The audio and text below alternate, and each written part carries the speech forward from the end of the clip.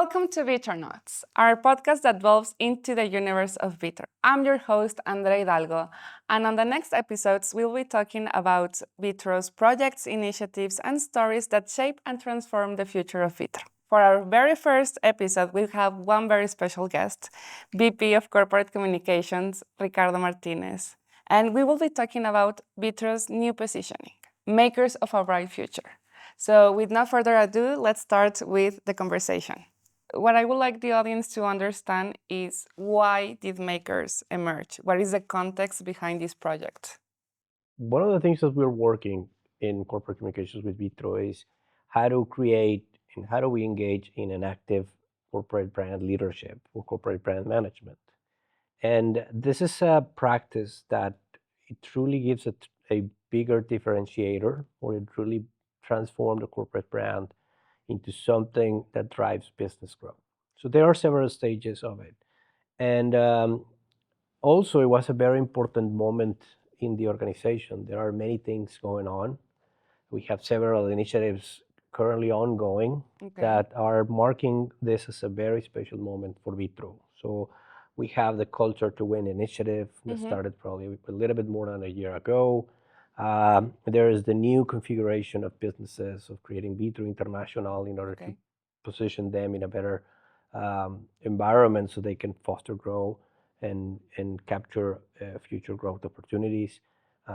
We have now been more ambitious in our sustainability agenda and our sustainability strategy. And also at the same time, there's a lot of transformational initiative across the organization. And it was a right moment for Vitro and us as corporate communication responsibles to say, I think it's a moment to renovate our narratives. It's a moment to evolve. How do we present to our different stakeholders? And most important is, how do we start talking about our vision? How do we start talking about the views the top management and everyone who works at Vitro has of what are we doing and how this thing is not only linked up to the present, but truly how we are fully focused on who we want to be on the how future. we want to be, what is our corporate purpose, and also at the same time our growth strategies. So we really want to focus on growth, and also how do we are more explicit on our societal value. So the societal value of the brand is also very important. Now it's a speech that is very important not only for new generations, but also about for financial institution, public regulators, etc. So it was a combination of many factors. I think it was the perfect combination. And you wanted to connect them and under one umbrella. We saw an opportunity to say, okay, it's time to renovate, evolve, and that's how we came up with the idea of makers. Okay, you were saying something before of how we want to present ourselves. Yes. So that for me is corporate character, but I would like you to explain to the audience what is corporate characters for those who are not related to this marketing and communications world. What is it? Sure. So when you're working with brand, we immediately tend to go to something that is more like a graphic identifier or a visual identifier. So when we hear about the brand, we hear about logos or images or colors or graphic design guidelines. But when you work with traits of a character, like a movie character, like that, that's when you start, or when you have a better opportunity to differentiate from the rest of the companies or your competitors, etc. So when you're developing your corporate character, is truly being intentional on the traits that your corporate brand has. And it's a combination, for example, of the values that we already have as a company. So you know what is valued for the organization. Now these type of behaviors that we are defining in our corporate culture to win initiative. But at the same time, is how if you imagine the personality behind a character, a persona, to say, are we fun? Are we like heavily engineering focused? Are we young? Are we more conservative? So there's a lot of traits that you intentionally put in the table And based on your strategic plan, um, based on the culture you're trying to build, which now it's defined by our Culture to Win initiative, Mm-hmm. but also at the same time of where you want to go as an Okay. organization, and also listening to different stakeholders, you define your corporate character. You define your personality, Okay. and that if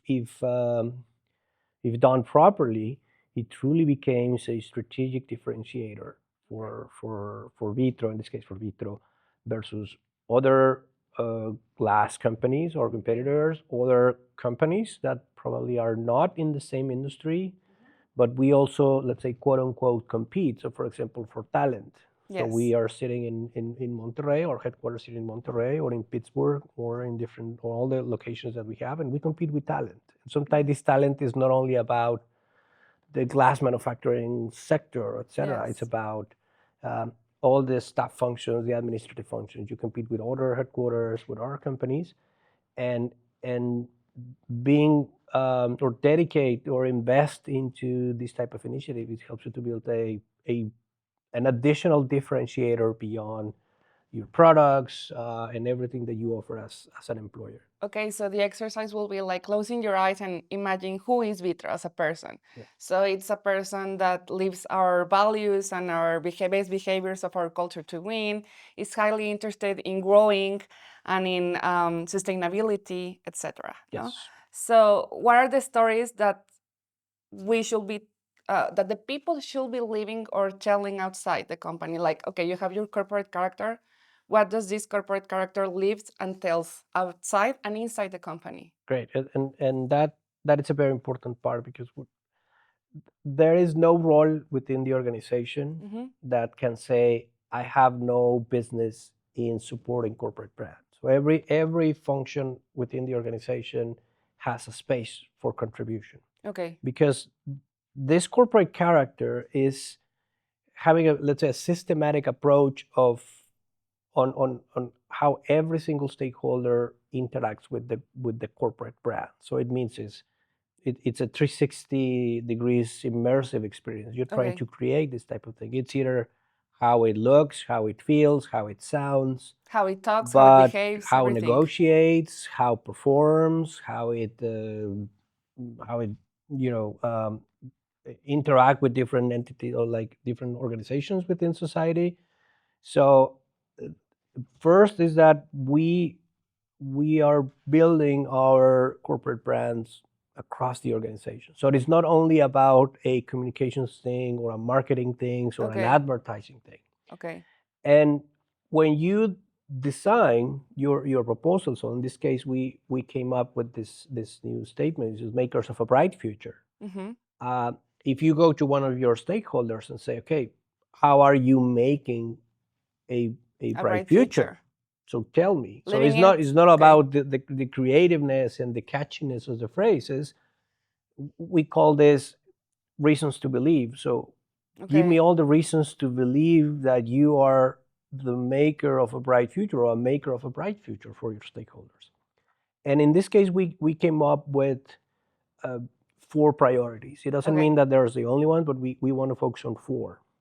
And one is about sustained and profitable growth. At the end, it's something that, as an organization, as a business, Okay. different stakeholders wants to know about, and that is very relevant. Is the company is truly doing a lot of initiatives to continue growing across?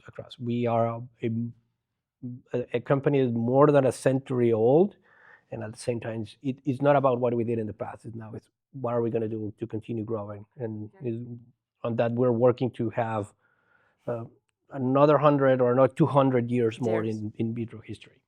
So that is one. The second one is about innovation, and there's a lot of great examples and great products and great initiatives within the company that truly manifest our innovative personality, our innovative passion for innovation. Yes. And we need to share those. We have a lot of patents, for example. We have a lot of ways to do new things. And innovation is not only about the products, But processes as it's well. about processes and how Yes. we are coming up with new ways of doing things, different things. But there's innovation. We, in our discovery process, we found that innovation is truly an element of Vitro's DNA.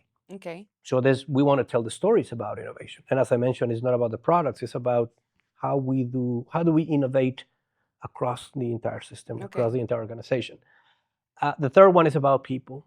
And it is very important because corporate brand, it must be connected and must have this uh, symbiosis with culture. So Okay. you cannot Separate separate them. or isolate your corporate brand from your culture. And all the initiatives that we're doing behind Culture to Win is not only about that we are learning our new, well, not the new or the behaviors we want to do with player, learner, impeccable commitments, but Yeah. also um, how the company is doing a lot of efforts and a lot of initiatives to be a great place for people to grow professionally. And we know we have tons of examples, but for example, all the efforts behind Vitro University and the efforts we do at our plants in order to foster the well-being of our employees. So it's all. Let's talk about those stories.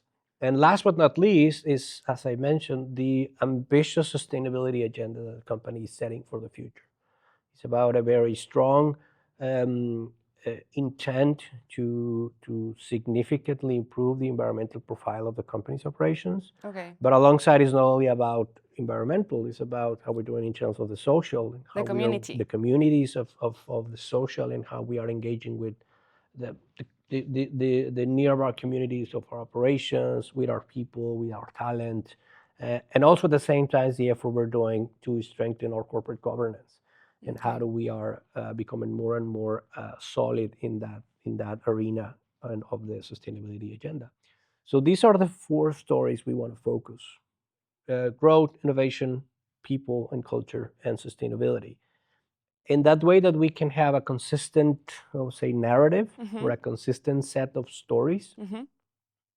that it's now it's a matter of No, being. but also it's being coherent, right? Because Yes. you can say, I have a great culture, these great projects, if people inside the company don't live them or work on them, right? Yes. It will be contradictory. And also there is, and we acknowledge that there are some definitions within our new statements Mm-hmm. that may or well, not may, but there are some sort of aspirational statements. Okay.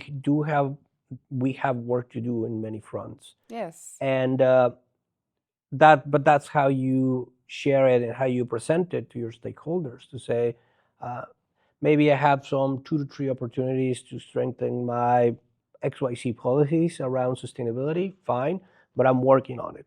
Yeah. I'm doing progress. I'm making progress. I'm renovating policies. I'm making different initiatives to improve on that aspect, Mm-hmm. and that gives you these reasons to believe. I believe that Vitro is truly focused on making a brighter future. Well, I That's like what you're saying. So everyone gets or is responsible yes, for giving makers or bringing makers to life then. yes, It isn't an HR initiative or an communications initiative. Of course, it was born in yes, communications team, but it's something that it aims to everyone. yes. And that part, it throughout the process, the construction process, it was not just uh, the communication people Mm-hmm. working. We had a chance to talk with every single member of our top management. We Okay. had some different focus groups in which we have members of different functions across the organization, Okay. different organizational levels. Unfortunately, you cannot ask everyone, Of so course. we have to limit that part of creative exercise. But it was not only from the creative, visual, Yes. narrative perspective. We really sit down and talk and ask about what is our strategic plan Yeah. says. It was designed alongside the leadership. Yes, Okay. yes, yes, Okay. absolutely, absolutely. So when you have this efforts and companies that get to dedicate time and invest in these type of initiatives that Mm-hmm. are usually called intangible or intangible assets, uh, they do tend to grow more or they do tend to grow faster.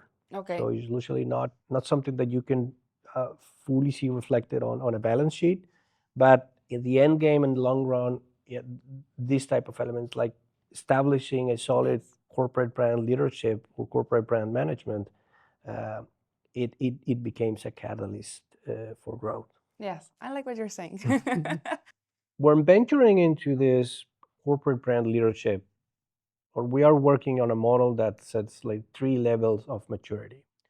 So the first one is about the professional level, which you one can consider it somehow like the basics or the fundamentals of managing a corporate brand. Okay. So it talks about from the graphic perspective, the you start creating the fundamentals behind the narrative, the corporate statement between vision, mission, values, etc. So it's let's say the first level of intentionally managing or your corporate brand to start to differentiate. You start defining initial KPIs or at least initial interaction with the brand. The second level is what we call the pathfinder, and it's a higher level of in terms of sophistication. You start um, defining more complex interactions with the brand. You start creating a more sophisticated narrative. You start venturing or linking your corporate brand with stories, with other initiatives within the organization, Okay. um, etc. And then the third level, which is the highest level in managing a corporate brand, is called the pace setter. So now you truly are transforming or using your corporate brand. One is a catalyst for growth. It is a very strong differentiator in a competitive advantage. Um, and you see stronger connection between the brand and other intangible assets of the organization, like the culture. You see more sophisticated um, interactions or ecosystems around brand experiences. So it's not only that it's something that has to look good, but also it needs to be a complete, uh, I'll say, immersive experience with the corporate brand. It's like a build up. Yes. Okay. So, what recommendations before we end will you give to our audience to live makers of a bright future? Since this is something that we're still learning and deploying, I I have a set of statements that I like, and we usually go directly to the catchy phrase that we say, walk the talk, when we try to be Okay. congruent. But I think I go two steps behind, and I think it's first learn the talk, so Okay. then talk the talk, and then walk the talk. So I think it's the three ways. So Don't get as ahead of yourself. no, no, as an organization, we're learning. We're Yes. learning about makers. We're learning how do we better convey this message to a different organization. So first, Yes. we are everyone, all of us are in a learning process, in a learning curve about this new statement. And then don't be shy on sharing it and using it, and be sure that on our interactions and our presentations and the way that we um, carry our business every day, be sure to feel proud and Share them. intentionally share Okay. uh, the essence of makers of a bright future, and that's how we can do it. And the third one is what we were discussing. So walk the talk. So it's about building brand experiences, Okay. and this is something that is called on brand experience.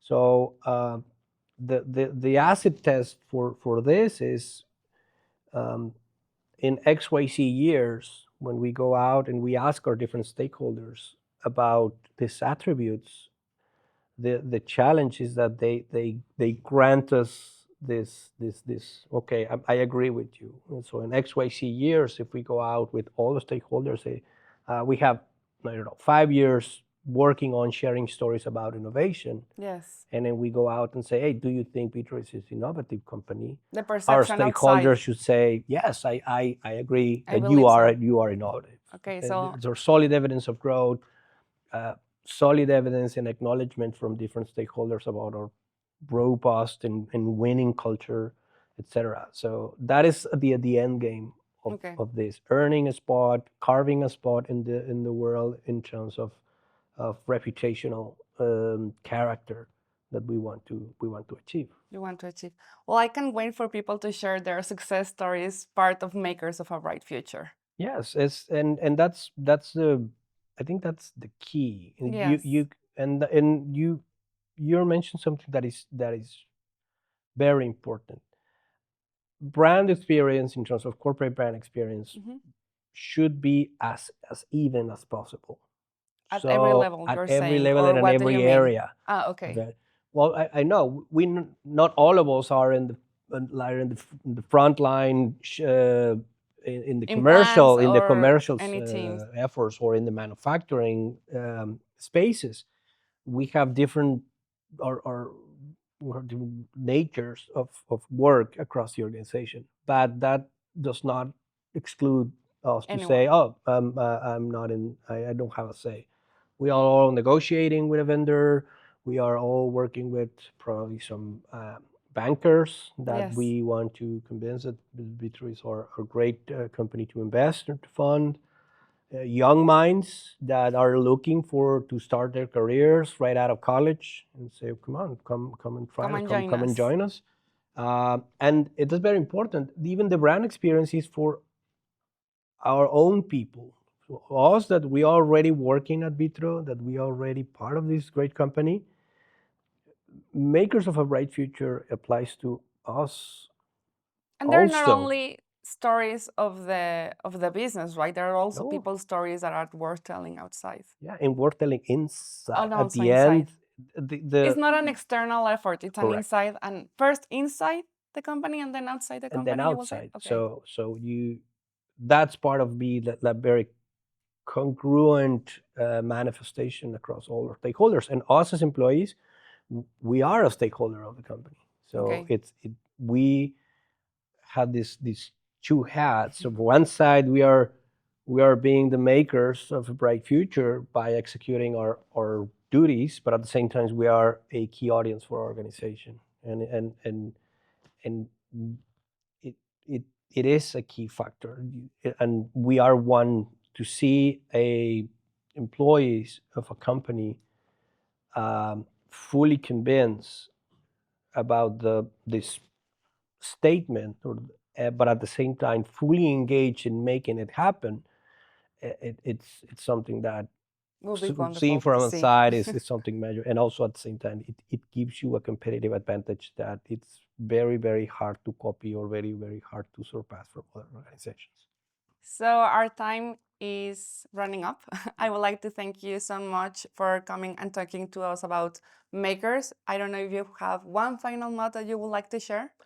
Yes, and I invite everybody. One, if you have any question or concern or idea or suggestions for how we can continue deploying makers of a bright future, Okay. reach out to us. You can reach out to me. You can reach out to the corporate communication team. We will love to hear your feedback and your ideas. And also at In Vitro Hub, there's a space dedicated now to makers, in which Under we key have topics. under key topics. Okay. And yeah, and people you can find from the graphic side of the brand to videos that we created with artificial intelligence. So there's a bunch of assets that you can help and download for your needs. So I invite you to go, everybody, to go to Vitro Hub, key topics, corporate brand, and you will have a lot of additional information about makers of a bright future. Okay, so thank you so much for joining us today and to our audience for tuning in. And until the next time, thank you so much.